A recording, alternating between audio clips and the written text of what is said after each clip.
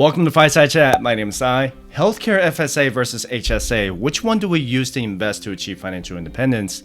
FSA stands for Flexible Spending Account, and the keyword here is spending. You can only have an FSA if you have an employer because your employer owns your FSA. So if you quit your job today, then any unused money inside your FSA would go back to your employer unless you're eligible for the continuation coverage of your FSA, also known as COBRA. When Congress passed the CARES Act in 2020, they added some nice changes to the FSA.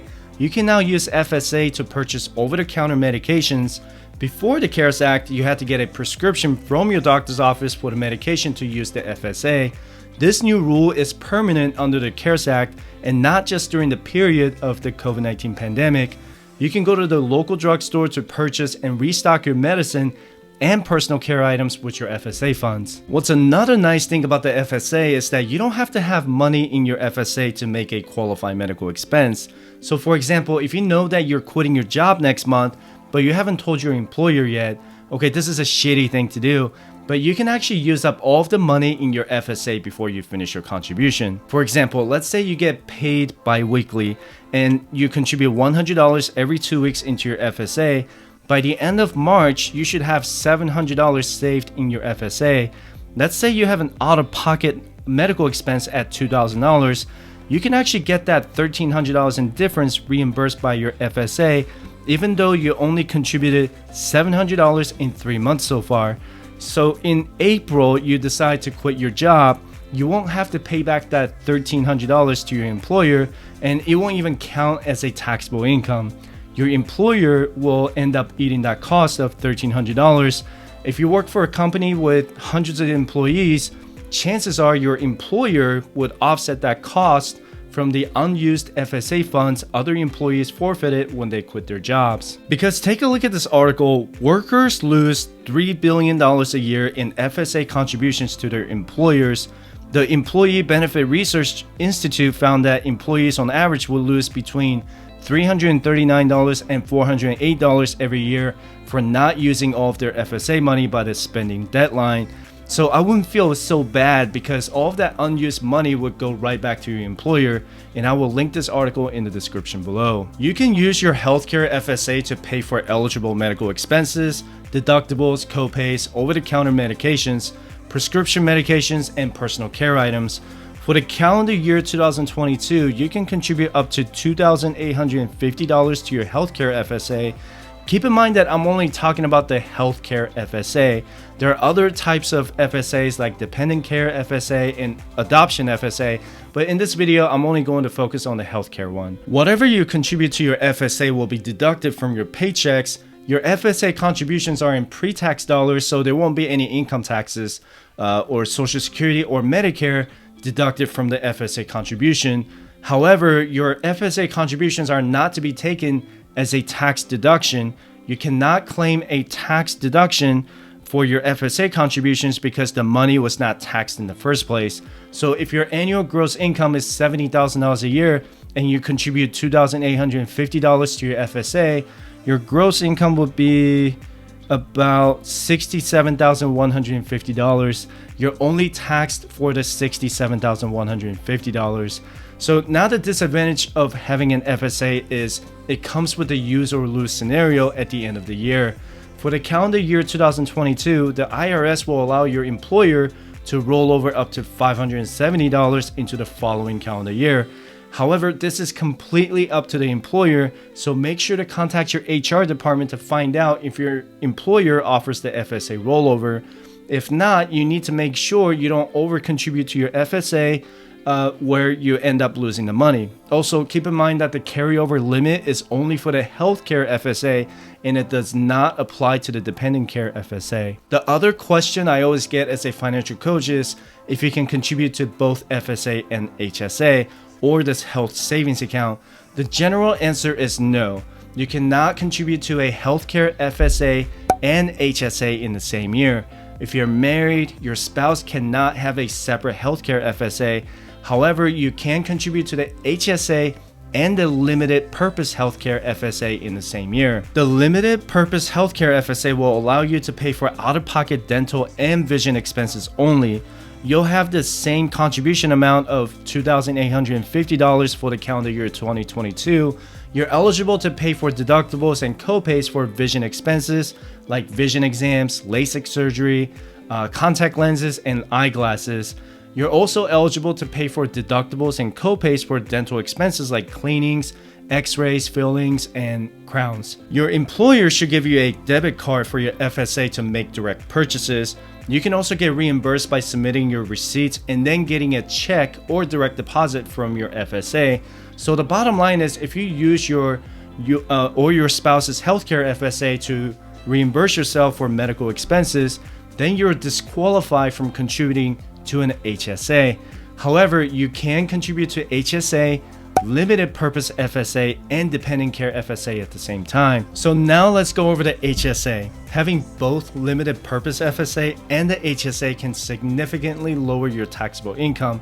By the way, you can download our free fire resources by visiting firesidechat.com/contact. You can also schedule a free 20-minute financial coaching session by visiting firesidechat.com/coaching. HSA stands for Health Savings Account, and the keyword here is savings.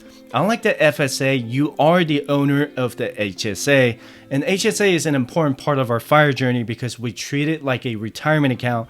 The HSA comes with triple tax advantages. You can contribute to it in pre-tax dollars, which lowers your taxable income.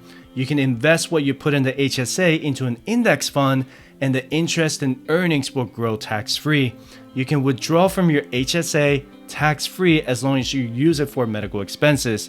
However, after you turn 65, you can withdraw from HSA for non-medical expenses and only pay federal income taxes on it. And let me break it down for you. You are eligible to open an HSA if you meet the following criteria. You're not claimed as a dependent on anyone else's tax return. You're not enrolled in Medicare or TRICARE, so unfortunately this is not for active duty military or retirees if you're enrolled in TRICARE. You also have to be covered under a high deductible health plan or HDHP. Unlike the FSA, you can take the HSA with you if you leave your job. For the calendar year 2022, your minimum deductible for an individual HDHP is $1,400 and the family HDHP is $2,800. If you have the individual HDHP, your HSA contribution limit is $3,650 and $7,300 for the family HDHP. You have to keep in mind that your contribution limit includes employer contributions. So for example, if you have the family HDHP at $7,300 and your employer contributes $1,000, then you can only contribute up to $6,300 for the tax year 2022. You can contribute to your HSA until the next tax deadline. So you have from January 1st, 2022 until April 15, 2023 to contribute $3,650 or $7,300 to your HSA. It's just like the IRA.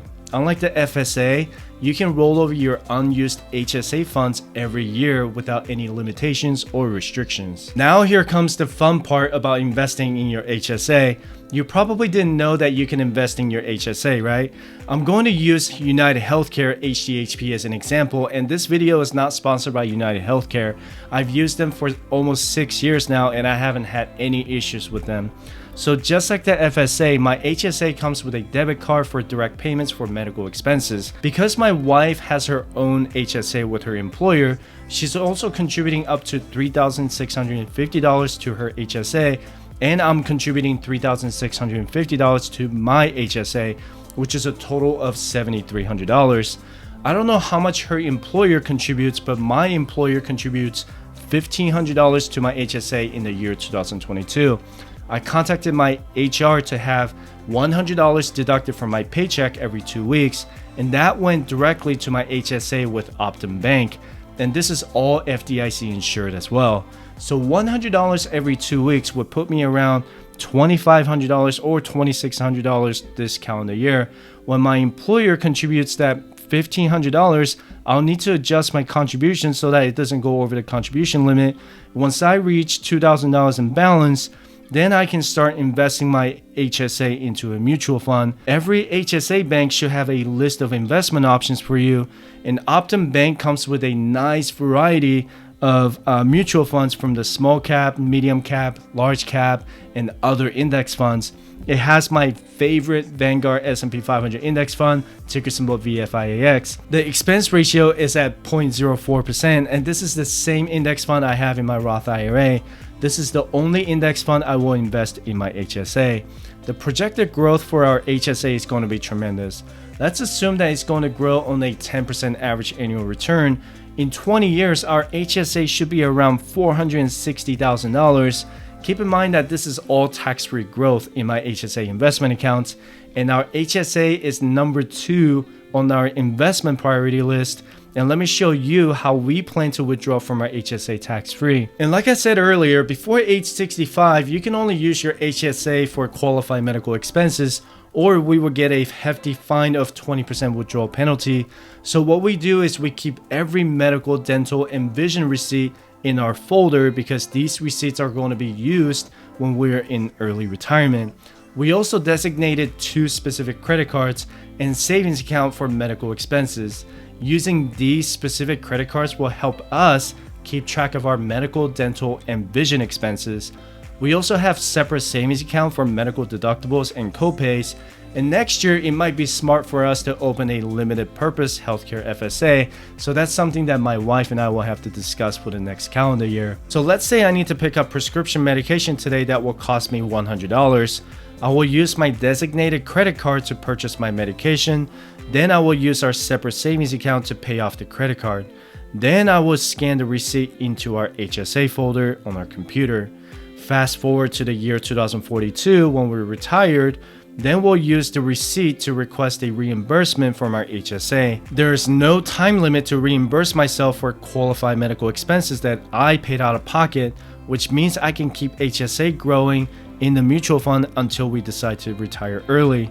The organization is going to be the key here because every receipt we save is early access to our HSA without any penalties. Phew, I know. Okay, I know that was a lot of information, and if you made it this far into this video, leave me a comment with fire.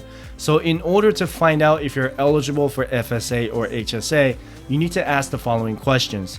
Does your employer offer the healthcare FSA and limited purpose healthcare FSA? Does your employer offer a high deductible health plan or HDHP so you're eligible to open an HSA? How much do you spend on medical, dental, and vision expenses for you, your dependents, and your spouse every year? Again, keep in mind that if you have an HSA, you can only contribute to a limited purpose healthcare FSA. You cannot contribute to both HSA and healthcare FSA at the same time. So it needs to be a limited purpose healthcare FSA. Your HSA will roll over your funds every year, and you can take it with you when you leave your job. You cannot do that with FSA. Having both HSA and limited purpose healthcare FSA could save you money from income and payroll taxes. Make sure to have a plan before you start contributing to either HSA or FSA. So with that said, I appreciate you watching my video. Don't forget to subscribe, and I hope to see you in the next video. Have a good one.